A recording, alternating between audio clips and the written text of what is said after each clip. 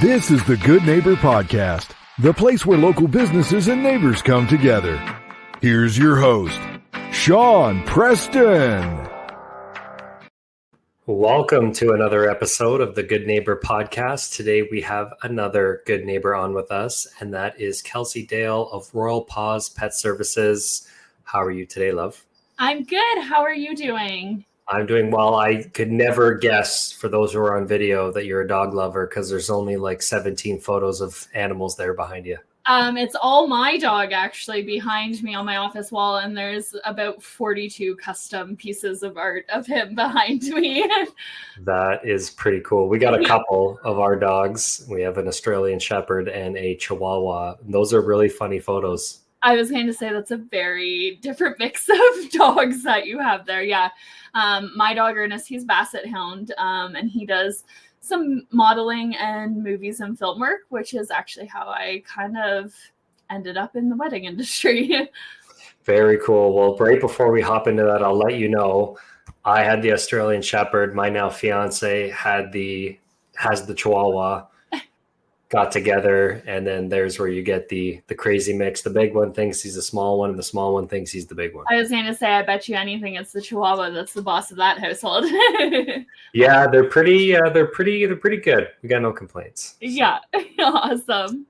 All right, well, let's dive into it. Why don't you tell us a little bit about your business?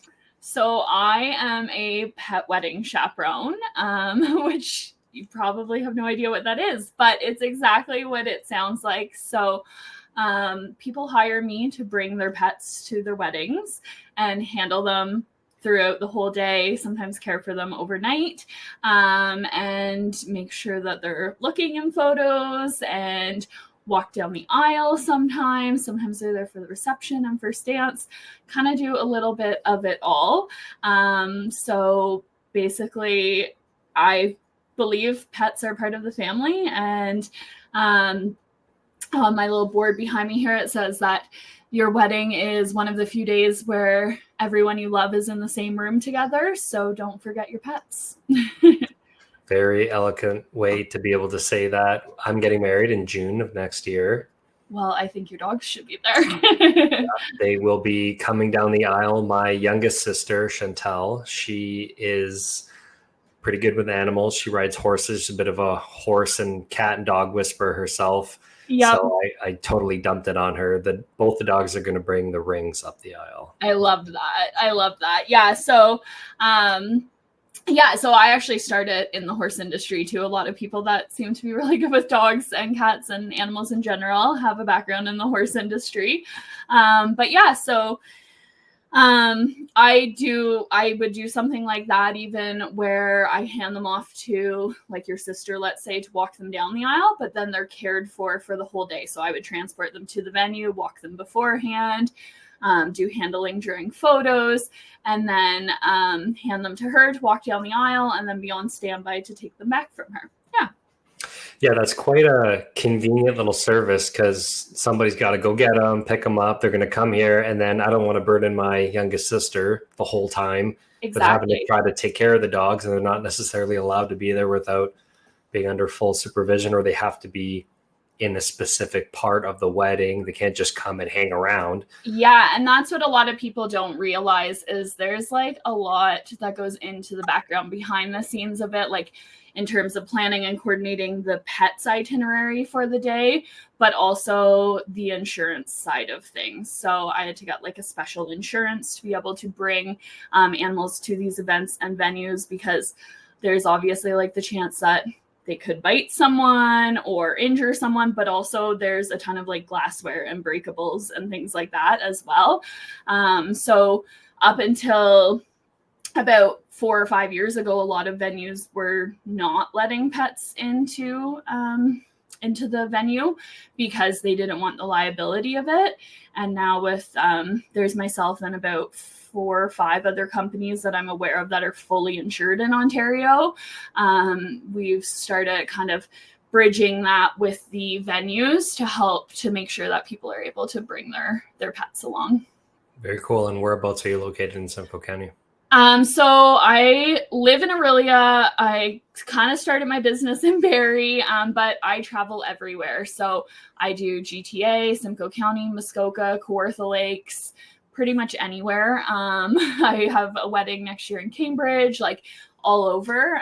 So because, like I said, there's only 5 of us really in Ontario, you kind of have to travel where the venues are and where the people are. So it's pretty unique what you do, and what makes it even more interesting is the path that you got to getting to where you're doing. I'm really curious to ask you, I'm sure our listeners are as well, but what's your journey been like leading up to getting into doing what you're doing? Yeah, I mean, it's kind of been really a big roundabout circle. So when I was 11 years old, I started a dog walking company, just walking like my neighbor's dogs and my mom's friends' dogs and stuff like that, called Kelsey's Helping Hands, to help pay for horseback riding lessons, because my mom was a single mom, and she was like, listen, I get that you really want to grow up around horses, because she grew up around horses, but she's like, it's expensive and I can't afford that for you. So if you want to do it,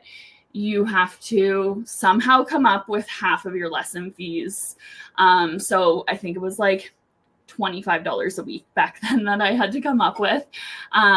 So I started walking the neighbors' dogs, and then from there I started working at horse farms to help pay for lessons and things like that.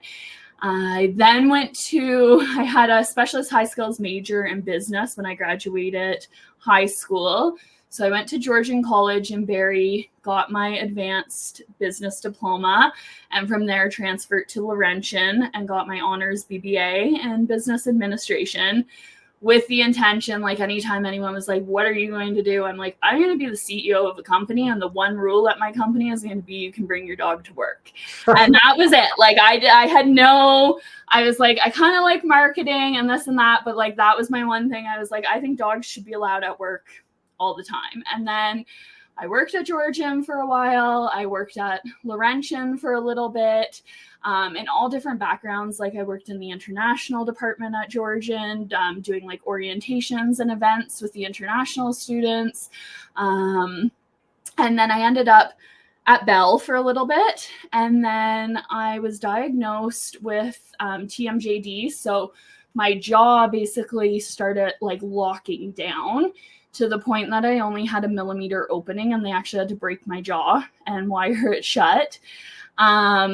Which Crazy. was, yeah. And this was in like 2019 and early 2020. So it was like right at the hit of COVID basically.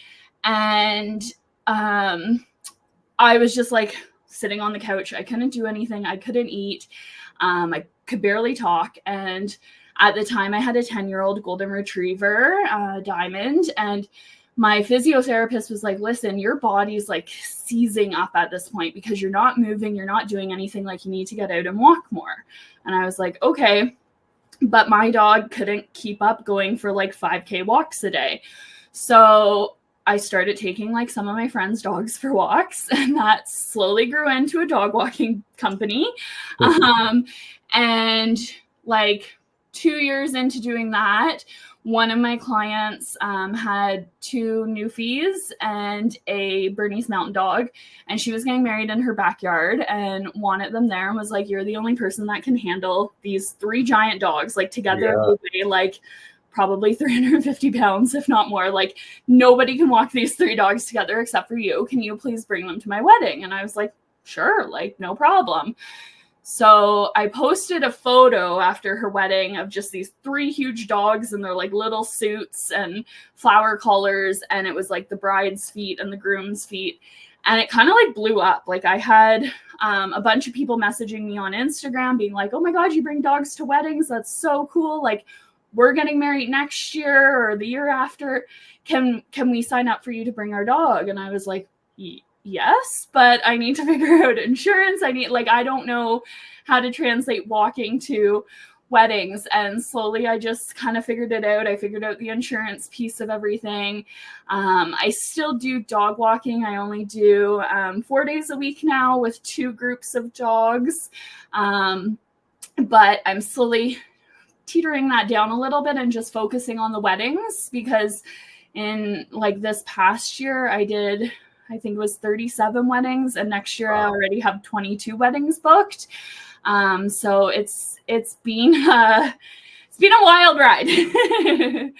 That's a pretty interesting story. I always love asking that question. Everybody's just so unique, and sometimes it's like the Mazda commercial, it's all over the place. And yeah, it kind of came full circle. Like, as much as I kept being like, no, I don't want to work with animals. Like, at one point I thought I wanted to be a vet, but I was like, I can't handle like putting animals down and things like that. Like, so I was like, I'm going to go corporate and I'm going to work in marketing, and I just kept falling back into the animal side of things. So no, that's very interesting. Definitely think there's a need out there. People love their pets, right? And so be able to include them on that day, I think that's a pretty special thing. They're definitely like people's first babies, basically. So even like I have some people that just have them brought there for a few photos, even with like their senior dog, or if their dog's really reactive and can't handle like being around the crowd of people, but they still want them there for photos because they're like, it's our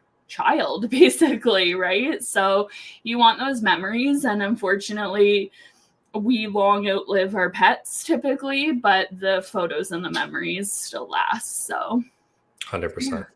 Photos, what's the saying? Photos tell 1,000 words. Yeah, something like that. Something like that. And timeless piece. So very cool. Yeah. Any misconceptions you get from people out there? I think a lot of people think like I just basically show up and I'm like, hey, here's your dog, have fun at the wedding, I'll come back. And it's not that at all. Like, I'm very hands-on throughout the whole course of the wedding. I work with the photographer, the videographer, the content creators, whoever they have on their media team, to make sure we're getting the shots, we're getting the dog looking. It's not as simple as just bringing a pet to a wedding, especially like with a cat. But it's such a fun industry to work in. And I truly say, like, I always have the best couples, because I feel like if you want to include your pet in your wedding, you're probably a pretty chill person. So I don't really get like the bridezillas and everything that some other people in the industry do. But yeah, I would say like the misconception is just like that it's easy to have a dog at a wedding. It's not. It's a really stressful environment for them. So you have to take that into account, that set your expectations at 0 and basically let them exceed it. And also you have to be prepared to have like sensory breaks for them and things like that, because like a person, they get overwhelmed and they get anxious in these big crowds of people, and they don't know how to express that anxiety aside from like either zooming or reacting. So it's definitely a misconception that it's an easy job, for sure. That's great information for people to know. I mean, having the right expectations goes a long way, right? Yeah, for sure it does. So we decide in life when we're business owners that we can work a lot because we're super passionate about what we do. So longer hours can tend to happen, and usually business is a part of us, and we go about it that way. But it's also important to make sure that we're still having fun and doing the things that we like to do. So when you're not working on your business or in your business, what does Kelsea like to do for fun? Well, I'm very focused on dogs. So truthfully, like, my business is fun to me, but I do have to like be mindful to step away a lot of the time too, because I get very like tied up in my business, especially the social media aspect, because the other side of me, I am a content creator. So my dog and cat have Instagram and pay their bills that way every month. And so it's very hard for me to take that break and step away from the phone. But I do love to read, especially like a crime or mystery book. A good true crime documentary or podcast is like my favorite to listen to in the hot tub. And I really just like to like play Mario Kart with my boyfriend and just kind of hang out. I mean, I would say I love going for like hikes in the woods, but that's really like the other part of my job as a dog walker. So that kind of blends into work a little bit too. Yeah. So it's hard because, as I always tell people, my life is a series of dogs, basically. And it's kind of hard to distinguish, like, when people are like, what do you do for fun? I'm like, this is my fun. Totally, 100%. I play Mario Kart with my girlfriend as well, too. We've got a little nook in the basement where we have almost every retro video game console down there. So playing like the old school Mario Kart on like the Super Nintendo. Yep. And then we have a Switch as well too. So you have Mario Kart 8 and playing all the Mario Party games. We're big fans of those. Yeah, we have the Switch as well. So we play those, but our favorite is we have like the Mario Kart Live, I think it is, where you have like the little cart that goes all around the house. And the cat and the dog love to chase it. So it's a really fun way to get them involved in our games of Mario Kart. That's really, really, really cool. Yeah. So life is never necessarily fair. It's never necessarily easy. And we decide we want to walk this path of life, and things happen along the way. And if life is just never easy. Let's put it that way. So I've always admired how people, human beings, how they're able to overcome a lot of these hardships, these challenges that life will throw our way, because like we have to move forward in life. And so pulling silver linings from things, mindset's a big thing to do with that. Seeing the glass half full, it goes a long way because we have to move forward. So I wanted to ask you, have you ever had like a hardship, a life challenge? Maybe you overcame it. I know you alluded to something a little bit earlier. Yeah, like silver linings from it. I think a lot of my life has been overcoming obstacles. So even starting my business back when I was 11, it was because I wanted to horseback ride and we couldn't afford it. And then with my jaw surgery, I couldn't go back to doing a job in marketing where it was talking 8 hours a day. It just wasn't possible anymore. So it's kind of evolved from that. But I think the silver linings have always come out of it really well for me. Like, I ended up with this really great company and like the best clients ever. We actually experienced a house fire almost exactly 3 years ago. It was 3 years ago last Friday. My boyfriend and I, and we lost everything. Like, it was, our floor collapsed into the apartment above or below us.